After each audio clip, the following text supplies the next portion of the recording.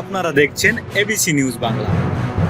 দেশের পরিবর্তিত পরিস্থিতিতে পদত্যাগ করার ঘোষণা দিয়েছেন প্রধান নির্বাচন কমিশনার সিইসি কাজী হাবিবুল আওয়ালের নেতৃত্বাধীন নির্বাচন কমিশন ইসি। আজ বৃহস্পতিবার দুপুরে রাজধানীর আগারগাঁওয়ের নির্বাচন ভবনে সাংবাদিকদের সঙ্গে এক সৌজন্য বিনিময় অনুষ্ঠানে সিইসি এই ঘোষণা দেন। গত ৫ আগস্ট আওয়ামী লীগ সরকারের পতন হয়। পরদিনই দ্বাদশ জাতীয় সংসদ বিলুপ্ত ঘোষণা করেন রাষ্ট্রপতি মোহাম্মদ শাহাবুদ্দিন। এরপর ৮ আগস্ট ডক্টর মোহাম্মদ ইউনূসের নেতৃত্বাধীন অন্তর্বর্তী সরকারের উপদেষ্টারা শপথ নেন। অন্তর্বর্তী সরকার দায়িত্ব নেওয়ার পর বিচার বিভাগ, জনপ্রশাসন ও পুলিশ বাহিনীর শীর্ষ পর্যায়ে বড় ধরনের পরিবর্তন আসে। প্রধান বিচারপতি থেকে শুরু করে সরকারি ও স্বায়ত্তশাসিত বিভিন্ন প্রতিষ্ঠানের শীর্ষ কর্মকর্তাদের অনেকে ইতিমধ্যে পদত্যাগ করেছেন। আজ হাবিবুল আওয়ালের নেতৃত্বাধীন ইসি পদত্যাগের ঘোষণা দিল।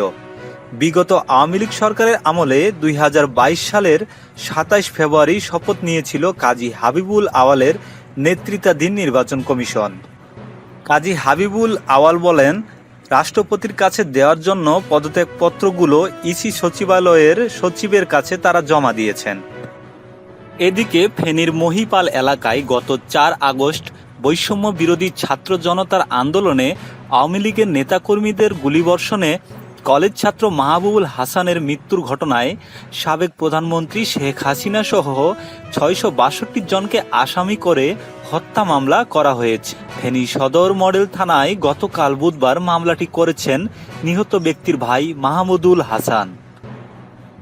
মামলায় সাবেক প্রধানমন্ত্রী শেখ হাসিনা, সাবেক সড়ক পরিবহন ও সেতুমন্ত্রী ওবায়দুল কাদের, সাবেক স্বরাষ্ট্রমন্ত্রী আসাদুজ্জামান খান, ফেনী ৩ আসনের সাবেক MP lieutenant general Masud Uddin Chowdhury, জেলা আওয়ামী লীগের সাধারণ সম্পাদক ও সদর আসনের সাবেক সংসদ সদস্য নিজাম উদ্দিন হাজারী, সোনাগাছি উপজেলার আওয়ামী লীগের সাধারণ সম্পাদক রফিকুল ইসলাম সহ ১৬২ জনের নাম উল্লেখ করা হয়েছে। এছাড়াও অজ্ঞাত পরিচয় ৪০০ থেকে ৫০০ জনকে আসামি করা হয়েছে। ছাত্র জনতার আন্দোলনে আওয়ামী লীগ সরকারের ক্ষমতাচ্যুতির ১ মাস পূর্ণ হল আজ বৃহস্পতিবার ৫ই সেপ্টেম্বর। এ উপলক্ষে আজ শহীদি মার্চ কর্মসূচি পালনের ঘোষণা দিয়েছে বৈষম্য বিরোধী ছাত্র আন্দোলন। এদিকে গাজীপুরের বিভিন্ন শিল্প কারখানার শ্রমিকরা আজ বৃহস্পতিবার সকালে কাজে যোগ দিয়েছেন। এতে কারখানাগুলোতে স্বাভাবিকভাবে উৎপাদন প্রক্রিয়া শুরু হয়েছে। নিরাপত্তার কারণে বন্ধ রাখা কারখানাগুলো চালু হয়েছে। আজ পরিস্থিতি স্বাভাবিক আছে। আজ বেলা ১১টা পর্যন্ত কোথাও কোনো আন্দোলনের খবর পাওয়া যায়নি। বিভিন্ন কারখানা কর্তৃপক্ষ ও শিল্প পুলিশ সূত্রে জানা যায়, কয়েকদিন ধরে গাজীপুর নগর ও জেলার বিভিন্ন এলাকায় শিল্প কারখানার শ্রমিকদের অসন্তোষ ও বিক্ষোভ মিছিল চলছিল। বিভিন্ন দাবিতে তারা এই কর্মসূচি পালন করেন। তবে আজ সকাল থেকে শ্রমিকেরা নিজেদের কারখানায় কাজে যোগ দিয়েছেন।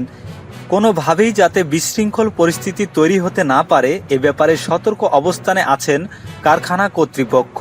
গাজীপুরের ২০০০-এরও বেশি পোশাক কারখানায় নিরাপত্তা রক্ষায় শিল্প পুলিশ ও সেনাবাহিনীর সদস্যরা সমন্বিতভাবে কাজ করছেন।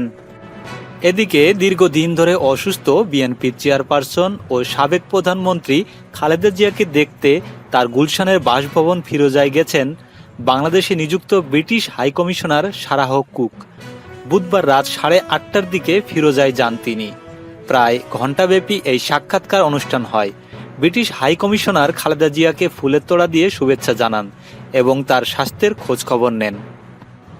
এবার বাংলাদেশে বন্যা দুর্গত মানুষের জন্য $৪০ লক্ষ সহায়তা বরাদ্দ করেছে জাতিসংঘ। গতকাল বুধবার জাতিসংঘের মহাসচিব আন্তোনিও গুতেরেসের মুখপাত্রের কার্যালয়ে অনুষ্ঠিত নিয়মিত প্রেস ব্রিফিংয়ের আগে পাঠ করা এক বিবৃতিতে এ তথ্য জানানো হয়েছে। জাতিসংঘ মহাসচিবের মুখপাত্র স্টিফেন ডুজারিক ব্রিফিংয়ে প্রশ্নোত্তর পর্বের আগে বিশ্বের বিভিন্ন বিষয়ের সঙ্গে বাংলাদেশের বন্যা পরিস্থিতি নিয়ে বিবৃতি পাঠ করেন।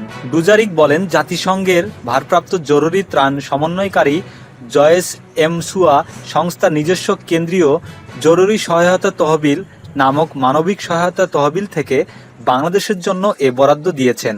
গত মাসের শেষ থেকে বাংলাদেশের বন্যায় ক্ষতিগ্রস্ত প্রায় ৪০ লক্ষ মানুষের সহায়তার জন্য এ অর্থ খরচ করা হবে।